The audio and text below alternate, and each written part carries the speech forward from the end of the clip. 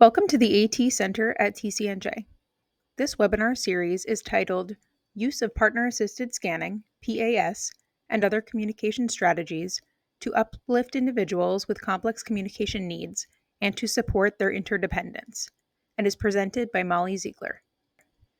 Molly specializes in working with school-age and young adult individuals with traumatic brain injuries, brain disorders, and multiple disabilities to provide them with access to robust, personally meaningful communication that supports their identity, exploration, quality of life, connections with others, and self-advocacy skills.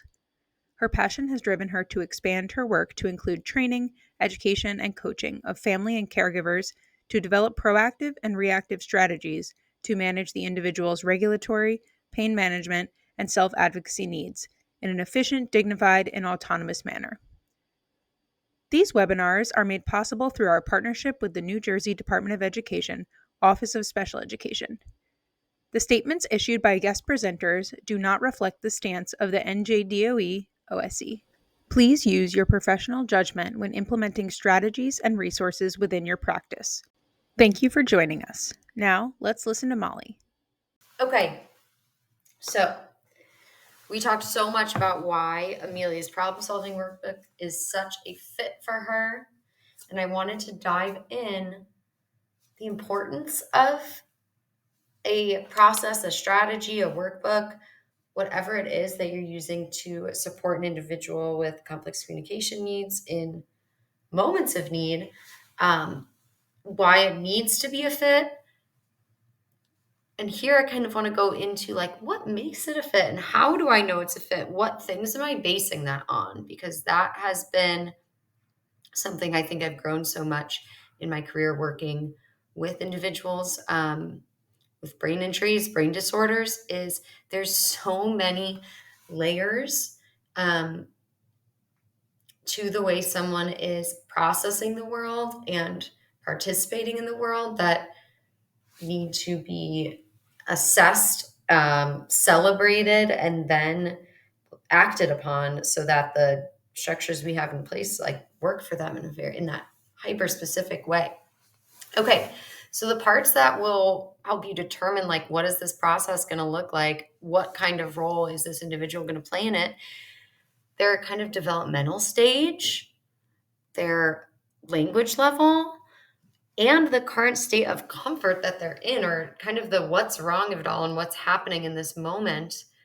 That's going to determine how we can provide communication support in that moment. So it's like, where is the individual at in this, like in the long view of development? What skills have they acquired? What skills do they still work on? Their language level of like, how are they going to process, understand, and respond to you? And like, is what they're going through in this moment a really, really intense moment of pain and need, and it's hyper urgent? Or is it something kind of underlying that's been happening for a while and you're not sure, but it's bubbling up? All those factors are going to determine how you go about this.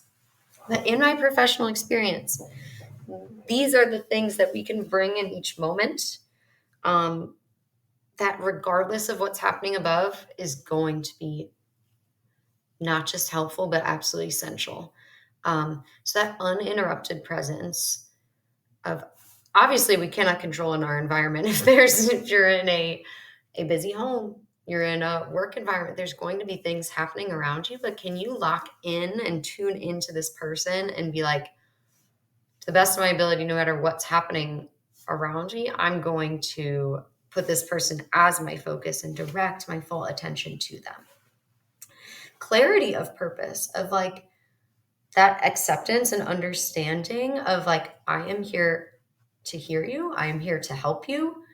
I'm here to hear you and help you right now is going to help not just the individual who needs the help, but the person who's attempting to help. Stay grounded and stay very clear on what they're here to do and not get dysregulated themselves. And energetic dedication. I wasn't sure how to put this, but I think it kind of just puts those other two, the presence and the purpose, together. And it's just like, oh, I'm here to direct my energy. I already said my attention, but my like energy towards you. And like, I'm going to just be like thinking about positive results for you, thinking about you feeling better, and thinking of, and being really, really curious about what's going on. So this I got from a U.S. Department of Health and Human Services, and I thought it just does a really nice job of kind of breaking out these 3 different stages of regulatory supports.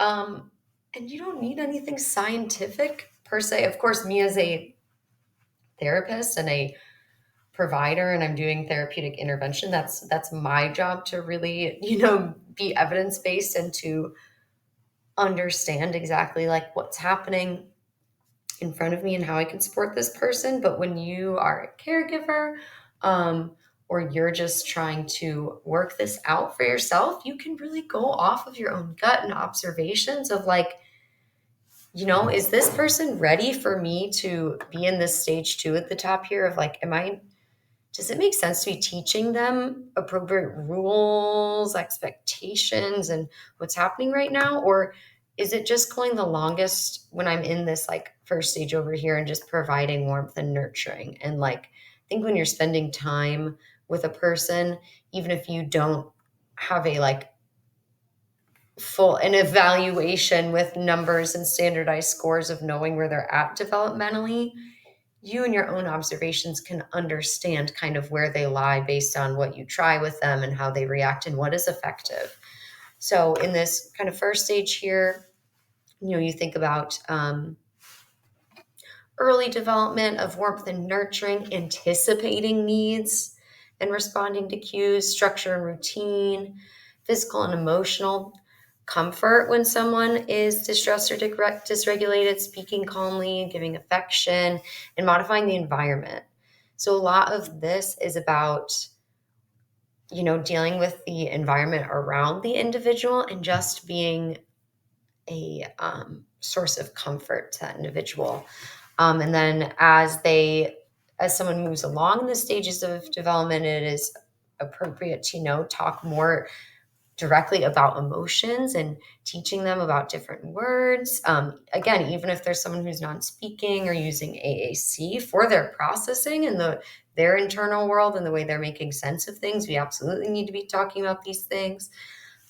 You're kind of modeling and showing them what you do to self-soothe or what they might find helpful if they try to self-soothe. And you might be shifting their attention away to something else. And I want to point out too, obviously, when we're talking about regulation here, there's both these things of like, these kind of separate lanes of like the regulation of like, can I react and respond to the things that are happening around me in a way that allows myself to stay in a state of comfort and leaves me accessible to the world? But for a lot of the individuals I have experience in, or someone with multiple disabilities or medical needs, there's also this like just element of like pain and discomfort and like things coming internally of like, how can I try to stay calm when this is what's happening in my body? So I kind of just want to point out these different sources of where the need to provide regular support might be coming from. And in this third stage, someone is progressing and they may be ready to like be thinking about problem solving. And we might be like just noticing when they're using different calming strategies and we're like positively reinforcing that. And we then like talk about and or enforce consequences when important, or just in contingency, and kind of just talk about like, the reality of it is when this happens, this might happen, or this happens, someone might not like this. Like, we lay it out neutrally, all of that. But so I just wanted to point out that obviously you hear there's a big difference in how we are supporting someone with that's okay.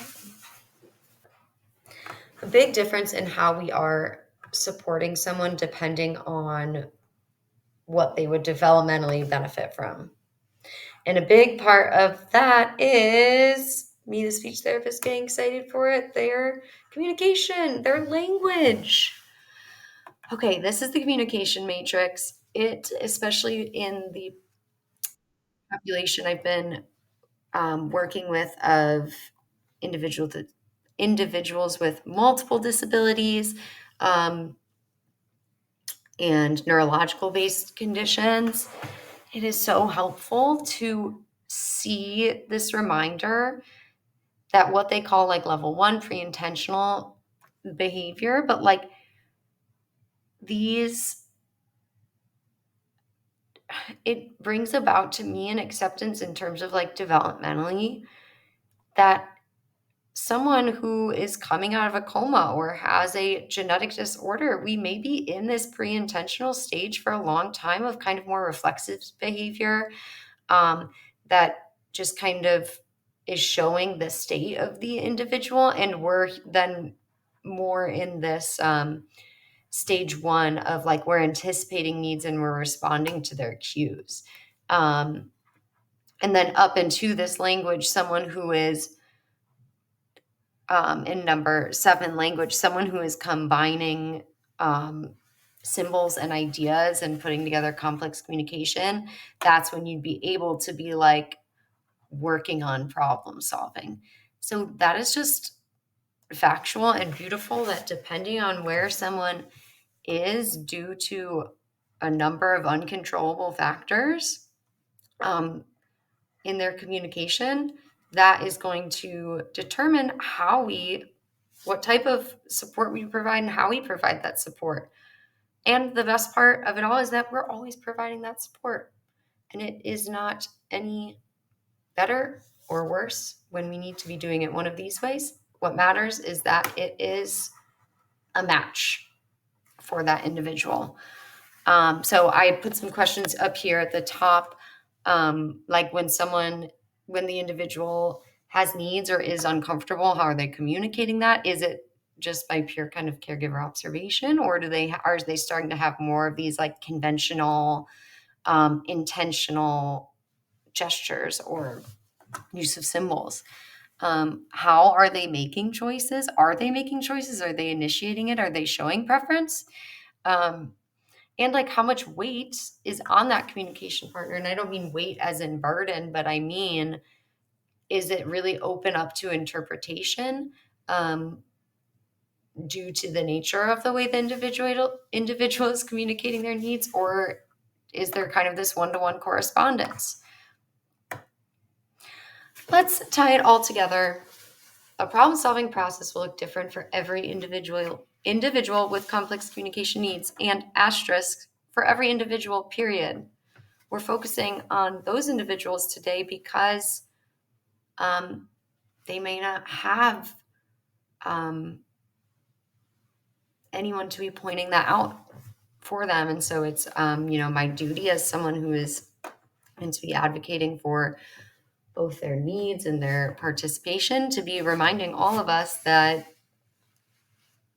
we need to have these processes in place. It needs to be a match for the individual and for the partners, the caregivers. And in these interdependent dynamics, which again, not just individuals with complex communication needs, but everyone, we're all interdependent. Systems must be a fit for all parties involved. However, as caregivers, we must also rise to the occasion and dedicate ourselves to developing and implementing processes that uplift the individuals who rely on us for access to their care. So we also just need to avoid complacency. May not be the exact correct word, but I've been there as a provider of like, you get comfortable in how things are going. And I'm like, am I like exposing them to enough vocabulary? Like they're crushing it. Have I not been providing enough opportunities for them to grow? No matter the level of clear or efficient participation from the individual. So even if we're unsure of like, is this person getting it? Are they attuning to this? The process is immensely important to meet their needs with consistency across caregivers and support caregiver regulations and needs as well. So again, that's what makes this helpful to the individual, because no matter where they are on this, even if they're hanging out in pre-intentional for a while, a process of reading their cues and changing the environment is essential, because that's what this calls for when you're at that stage. Um, and balance, balance, balance. These are all the things we need to be uplifting and that we can all work together to find. The individual's autonomy and comfort are at the forefront. All communication in whatever form is responded to and then shaped when appropriate. So we both need to be giving the acknowledgement that communication calls for, which is consistent and always. And we need to be giving um, opportunities for that individual to grow by shaping it and saying, here's another way you could do it. Here's how other people might understand too. I understand. I got to be giving you multiple ways. The caregiver, that's what I was saying. Trust your own instinct and understanding of the individual's needs. While we're totally respecting their autonomy and comfort, we can totally hold the two at the same time. Undivided presence and attention in moments of needs. And this process is linking those two together. It's personalized, it's specific, it's creative, it's accessible and consistent across caregivers and environments, which is what uplifts the individual. So I just wanted to kind of point out how these three are tied together, how the process ties those two together. And by tying these two together, these two interdependent individuals, with one maybe relying on the other for more support in their care, the process that is agreed upon, that is consistent, is what is allowing that individual to thrive, grow, what is allowing that ecosystem to thrive and grow, and therefore everyone involved. I just wanted to thank you guys. I hope you feel equipped with the tools, confidence, creativity, and patience necessary to continue your crucial work. Truly, I think when we get down to the bare bones of how are we taking care of each other and how are we listening to each other, it truly makes the entire world just a much better place. So I feel very honored to get to chat with you guys about this today. And please reach out if you have any questions or want to chat ever. Have a great day. Thank you for joining us. Are you a New Jersey educator looking for support or professional development tailored to your district's AT needs? We offer free, customized training and coaching for NJ teachers, paraprofessionals, and families. From hands-on workshops to individual classroom support and small group facilitation, we're here to help. Visit us at atcenter.tcnj.edu to learn more. Have a question? Contact us at atcenter@tcnj.edu. Please like this video, leave a comment, and subscribe for more content on all things assistive technology.